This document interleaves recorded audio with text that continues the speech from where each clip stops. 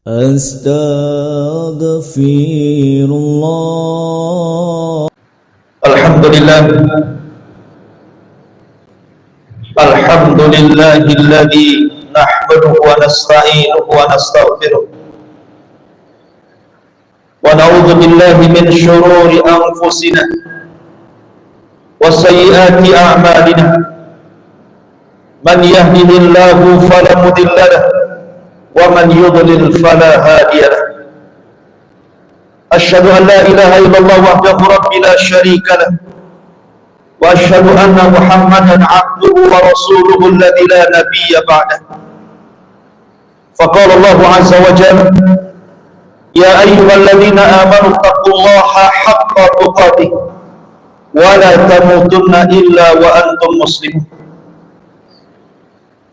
Wa qala Allah ta'ala aidan: Ya ayyuhan nasu ittaqu rabbakum alladzi khalaqakum min nafsin wahidah wa khalaqa minha zawjaha wa batha minhuma rijalan katsiran wa nisaa'a wattaqullaha alladzi tasaaluna bihi wal arham innallaha kana 'alaykum raqiba. Amma ba'd.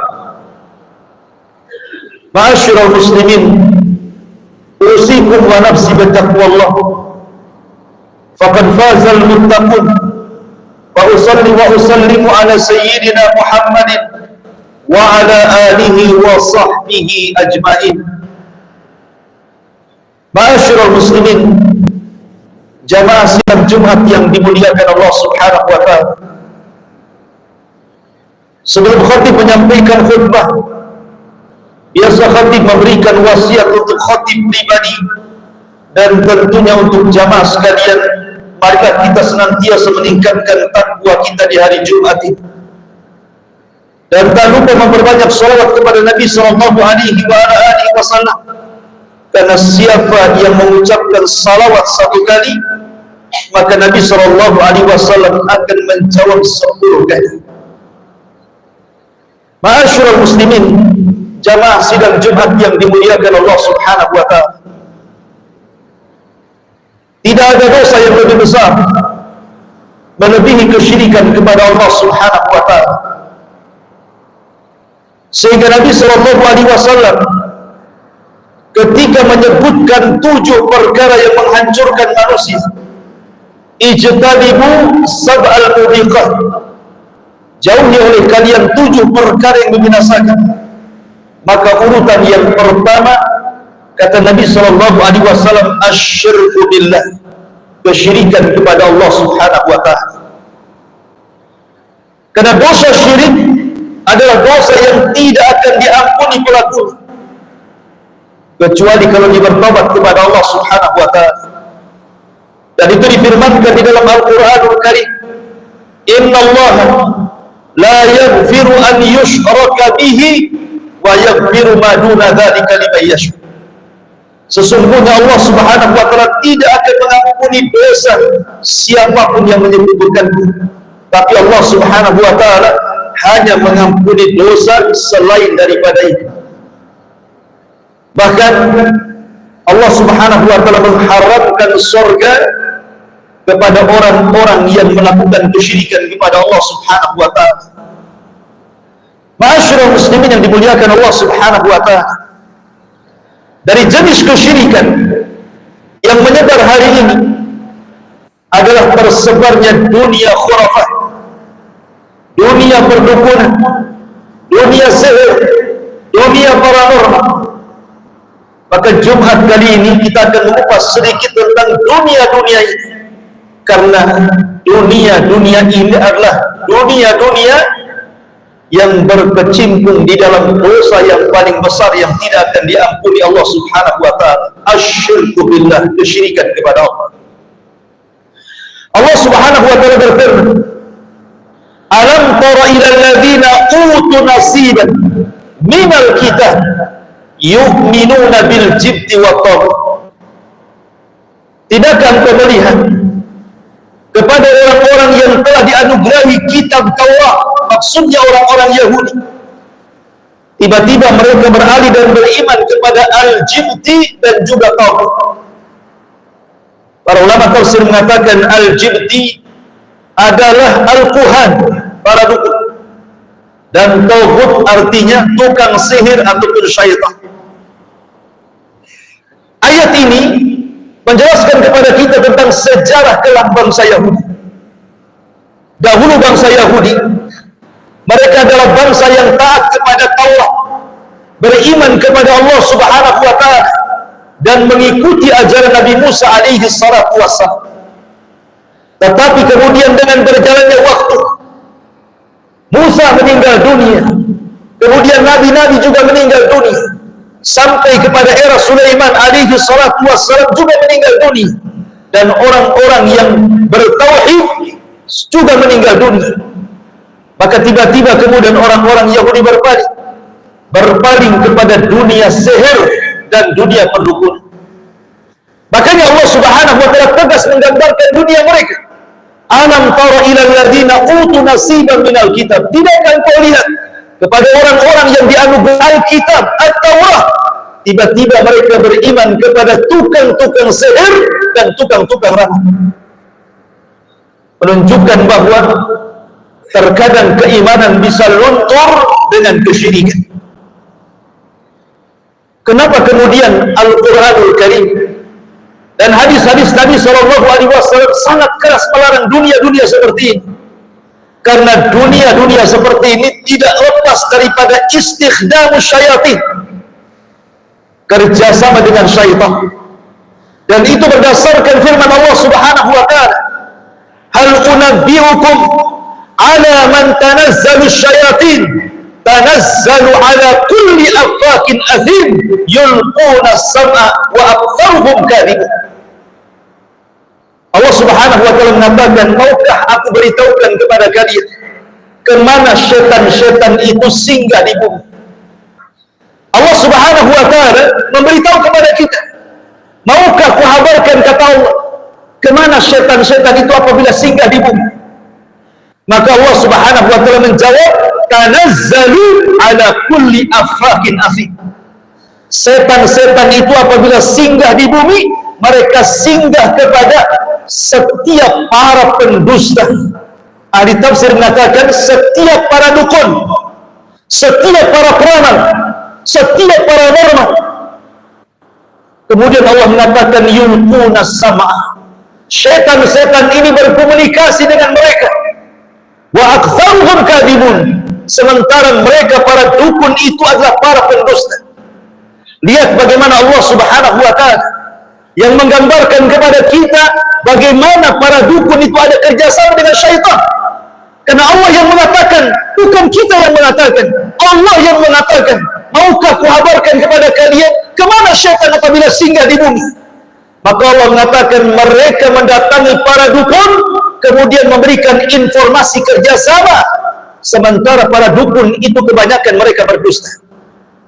Ma'asyiral muslimin yang dimuliakan Allah Subhanahu wa ta'ala, di zaman Nabi sallallahu alaihi wasallam, sebelum diutusnya Nabi sallallahu alaihi wasallam, langit itu dipenuhi dengan jin-jin yang mencuri dengar akan percakapan malaikat yang ada di langit.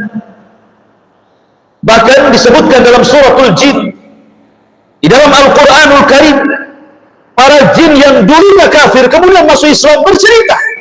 Jadi yang bercerita ini adalah jin-jin yang masuk Islam, dan ceritanya diabadikan di dalam surah dalam Al-Quran. Bahkan suratnya disebut suratul jin, surat jin. Apa kata jin yang sudah masuk Islam itu? Kami senantiasa ke atas, kemudian kami memiliki maqaida lis-sam'i, tempat mencuri dengar di atas awan. Mencuri dengar akan apa?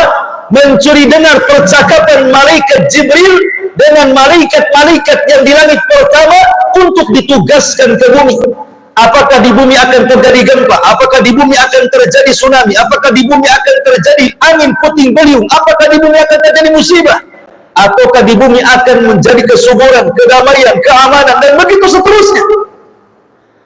Maka percakapan malaikat yang sedang diberikan tugas Jibril dari Allah kepada malaikat-malaikat di langit pertama untuk memakmurkan bumi, apabila jin yang di atas awan mendengar satu kalimat, maka mereka menyampaikan kepada jin yang di bawahnya. Jin yang di bawahnya menyampaikan jin yang di bawahnya lagi, sampai kepada jin yang ada di bumi. Itu pun sudah dicampur adukan dengan 100 kedustaan. Kemudian kabar ini diperjualbelikan kepada para dukun, paranormal, kemudian diterimanya dengan barter keimanan mereka, akidah mereka, Islam mereka dipertaruhkan. Karena tidak mungkin bekerja sama dengan jin kecuali harus. Akhirnya mereka pun bekerja sama mengambil satu kalimat dari jin yang sudah dicampur adukan 100 kedustaan. Kemudian mereka mulai meramal satu yang benar, 99 dusta. Coba lihat para dukun, para peramal itu. Suruh mereka meramal 100 ramalan, pasti yang benar cuma satu. Itu pun istidraj kebetulan. Kalau seandainya dari 100 ramalan 99 tidak terjadi, hanya satu yang terjadi, apakah kita katakan dukun itu sakti? Justru kita katakan dukun itu pendusta. Karena yang 99 meleset, yang satu benar. Berarti banyak dustanya dibandingkan banyak benarnya. Makanya betul kalau Allah mengatakan wa aktsaruhum kadzibun, para dukun itu adalah para pendusta. Sehingga jangan percaya kepada mereka, karena mereka hanyalah para pendusta. Ma'asyiral muslimin yang dimuliakan Allah Subhanahu wa taala, umumnya orang datang ke dukun adalah minta diramal. Minta diramalkan nasibnya. Entah itu bicara jodoh, entah itu bicara rizki, entah itu bicara penglaris, entah bicara kecantikan, dan begitu seterusnya sampai kepada perobatan. Allah Subhanahu wa taala berfirman dalam Al-Qur'an, ada 5 kunci yang disebut dengan mafatihul ghaib. 5 kunci kegaiban. Tidak ada yang tahu kecuali Allah. Siapapun yang mengatakan tahu yang gaib, berarti dia telah mendustakan Al-Quran yang mengatakan bahwa 5 kunci kegaiban itu tidak ada yang tahu kecuali Allah Subhanahu wa ta'ala. Apa 5 kunci kegaiban itu? Allah Subhanahu wa ta'ala berfirman dalam Al-Quran, wa indahu ilmus sa'ah wa nunazzilu minal ghaith wa ya'lamu ma fil arham wa ma tadri madza taksibu ghadan wa ma tadri bi ayyi ardin tamut. Inilah 5 kunci kegaiban yang tidak ada yang tahu kecuali Allah Subhanahu wa ta'ala. Yang pertama, wa indahu ilmus sa'ah, di sisi Allah lah pengetahuan kapan kiamat. Jangan pernah meramal kapan kiamat, karena kiamat itu tidak ada yang tahu kecuali Allah Subhanahu wa ta'ala. Sehebat apapun Anda meramal tentang kiamat, tetap ramalan Anda pasti meleset. Kenapa? Karena ilmu kapan kiamat itu hanya Allah yang tahu. Bahkan Jibril tidak tahu. Ketika bertanya kepada Nabi SAW, kapan kiamat? Kata Nabi SAW, mal mas'ulu anha bi'a'lama minas sa'il. Orang yang ditanya tidak lebih paham daripada orang yang bertanya. Artinya aku dan engkau wahai Jibril sama-sama tidak tahu. Yang kedua, wa yunazzilul ghaith, tentang turunnya hujan. Tidak ada yang tahu kecuali Allah. Kapan hujan turun, kapan hujan berhenti, tidak ada yang tahu kecuali Allah. Ini berdasarkan nas Quran. Maka kalau ada pawang-pawang hujan mengaku bisa memberhentikan hujan atau merukan hujan, kita katakan pendusta kalian. Kenapa? Allah yang mengatakan. Soal hujan itu Allah yang tahu. Bagaimana Anda bisa tahu? Berarti Anda mendahului Allah Subhanahu wa ta'ala. Siapa Anda dengan Allah? Anda ini hanya makhluk. Anda tidak bisa menurunkan hujan ataupun mencegah hujan kalau Allah berkehendak untuk hujan. Yang kedua, yang ketiga, Allah mengatakan wa ya'lamu ma fil arham, sesuatu yang di dalam janin. Ketika janin ini usia 4 bulan, datang malaikat meniupkan roh, kemudian di situ mencatat rizkinya berapa, mencatat ajalnya berapa, mencatat kebahagiaannya berapa, mencatat keburukannya berapa, termasuk su'ul khotimah, husnul khotimah dicatat di sana. Artinya bahwa kalau tiba-tiba ada orang yang beramal soal rizki, berarti orang ini telah berdusta. Karena tidak ada yang tahu rizki seseorang kecuali Allah. Kalau ada orang yang beramal soal kematian, berarti dia berdusta. Karena tidak ada yang tahu kematian kecuali Allah Subhanahu wa ta'ala. Berapa banyak dokter yang meleset Ketika mereka mengatakan ini orang ini umurnya hanya mungkin 3 hari mati karena penyakitnya sudah parah. Betapa banyak tiba-tiba setelah 3 hari tidak mati-mati. Karena kematian itu rahasia Allah. Termasuk bahagianya, celakanya, jodohnya, itu urusan Allah. Tidak bisa dukun meramal ataupun memberikan jimat, memberikan tangkal. Nih ambil tangkal ini, tokomu pasti laris. Nih ambil ini, jodohmu pasti secepat. Ini ambil ini, kau akan bahagia rumah tanggamu. Mustahil, karena ini perkara gaib, tidak ada yang tahu kecuali kepada Allah. Kalau minta rezeki, mintalah kepada Allah. Kalau minta jodoh, mintalah kepada Allah. Kalau minta kebahagiaan, mintalah kebahagiaan kepada Allah. Idza sa'alta fas'alillah wa idza ista'anta fasta'in billah. Kalau minta kepada Allah. Kalau minta pertolongan, mintalah pertolongan kepada Allah Subhanahu wa taala. Yang keempat, wa ma tadri nafsum madza taksibu. Jiwa tidak tahu apa yang terjadi besok hari. Tidak ada yang bisa meramal esok hari, apalagi bulan depan, apalagi tahun depan. Apa yang kita akan hadapi esok? Bisa makankah kita atau tidak? Besok kita sehat atau sakit? Besok kita bahagia atau celaka? Tidak ada yang tahu, tidak bisa diramal. Baik lewat zodiak perbintangan, baik lewat jari-jari, baik lewat kerikil-kerikil atau apapun media ramalannya, mustahil bisa diramal. Karena ini perkara kegaiban yang tidak ada yang tahu kecuali Allah Subhanahu wa taala. Dan yang terakhir, wa ma tadri nafsum bi ayyi ardin. Jiwa tidak tahu di mana orang itu akan mati. Tidak bisa diramalkan. Anda akan mati di Batam, Anda akan mati di Tanjung Pinang, Anda akan mati di Padang, di Jawa, dimanapun. Tidak ada yang tahu kecuali Allah Subhanahu wa taala. Kematian itu hak mutlak milik Allah.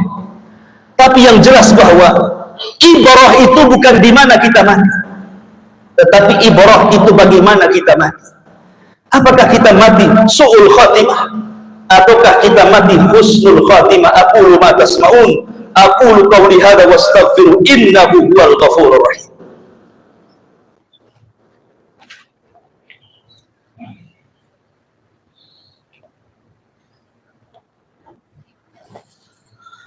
Alhamdulillah wassalatu wassalamu ala Rasulillah wa ala alihi wa sahbihi wa mawalah wa la hawla wa la quwata illa billahi wa ba'd. Singkat saja untuk khutbah yang kedua. Nabi SAW 14 abad yang silam sudah mewanti-wanti kita jangan percaya dukun. Karena dukun itu cuma ada dua. Dia seorang penipu, melakukan perdukun dengan trik-trik penipuan, atau mungkin dia dukun sungguhan bekerja sama dengan syaitan. Dan dukun cuma satu, hanya hitam, tidak ada dukun putih, tidak ada dukun hitam. Nabi SAW bersabda, "Man ata arrafat fasa'ala an syai'in lam tuqbal salatuhu arba'ina yawman." Barang siapa yang datang ke dukun, barang siapa yang bertanya ke dukun, barang siapa yang konsultasi ke dukun, belum membenarkan, baru bertanya, baru konsultasi, sholatnya 40 malam 40 hari ditolak. Na'udzubillah. Sholat adalah kewajiban yang Allah wajibkan kepada kita. 40 malam 40 hari ditolak. Padahal hanya tanya, padahal hanya konsultasi, belum dijawab, belum membenarkan. Bagaimana kalau seandainya sampai menjawab? Bagaimana kalau seandainya sampai membenarkan? Maka hukumnya berbeda lagi. Kata Nabi SAW, "Man ata arrafan aw kahinan fasa'ala an syai'in fasaddaqahu bima yaqul faqad kafara bima unzila ala Muhammadin sallallahu alaihi wasallam." Siapa yang datang ke dukun, ke tukang ramal, ke paranormal, ke orang pintar, penasihat spiritual, ahli supranatural, apapun namanya, kemudian Anda bertanya, mereka menjawab, Anda benarkan, maka Anda telah kufur dengan seluruh Al-Quran. Artinya Anda telah keluar dari Islam. Na'udzubillah. Oleh karena itulah maka jangan percaya kepada mereka. Kalau Anda sakit, minta kesembuhan kepada Allah. Ambil sebab, datang ke dokter. Ambil sebab, datang ke dunia-dunia herbal. Mungkin bisa beli herbal, atau mungkin dengan dunia-dunia yang lainnya. Yang jelas tidak ada unsur mistik dan klasik. Sebab pengobatan itu ada yang sifatnya berdasarkan nas Quran, dia obat. Ada yang sifatnya memang tidak berdasarkan nas Al-Quran, tapi penelitian dokter, penelitian farmasi, penelitian ahli herbal, dia obat. Tapi kalau Anda berobat dan obat itu tidak ada kaitan dengan penyakit, berobat, dipindahkan penyakitnya ke kelapa, dipindahkan penyakitnya ke ayam, ke kambing. Itu semua tidak rasional. Itulah yang disebut dengan dunia perdukunan. Hati-hati, jangan percaya kepada mereka, karena percaya dengan mereka bisa mengalami kekufuran kepada Allah Subhanahu wa ta'ala. Inna Allah wa malaikatahu